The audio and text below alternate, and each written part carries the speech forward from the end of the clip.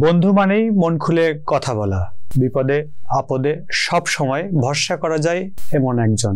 সবার জীবনেই এমন একজন বন্ধু থাকে যার সঙ্গে আত্মার সম্পর্ক গড়ে ওঠে। বন্ধু ছাড়া জীবন কাটানো খুবই কষ্টকর। তাই তো বিখ্যাত আমেরিকান সাহিত্যিক রাল্ফ ওয়ালডো এমারসন বলেছিলেন, প্রকৃতির সর্বশ্রেষ্ঠ সৃষ্টির নাম বন্ধুত্ব। অ্যালবার্ট হুবার্ট লিখেছিলেন, বন্ধু হয় সেই ব্যক্তিরাই যারা আপনার সম্পর্কে সব জানে, সত্য মিথ্যার বাইরে আপনাকে পছন্দ করে। বন্ধুত্ব কখনো পুরনো হয় না, আবার বন্ধু হতেও কোনো বয়সের ধরাবাঁধা নিয়ম নেই। যে কোনো বয়সেই যে কেউ হয়ে উঠতে পারে আপনার প্রিয় বন্ধু। তবে বেশিরভাগ সময় দেখা যায় ছোটবেলার স্কুলের বন্ধুরাই থেকে যায় আজীবন। বন্ধুত্বের সম্পর্ক আসলে আত্মার। আজ বিশ্ব বন্ধু দিবস।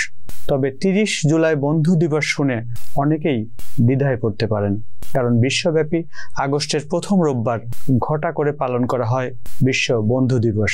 মূলত 30 জুলাই বন্ধু দিবস হিসেবে স্বীকৃত জাতিসংঘ থেকে ওয়ার্ল্ড ফ্রেন্ডশিপ ক্রুসেডের পক্ষ থেকেই প্রথম 1958 সালের 30 জুলাই আন্তর্জাতিক বন্ধুত্ব দিবসের প্রস্তাব উত্থাপিত হয়। বন্ধুত্বের মাধ্যমে শান্তিপূর্ণ সংস্কৃতির স্থাপনের জন্য প্রচার চালায় এই সংস্থাটি।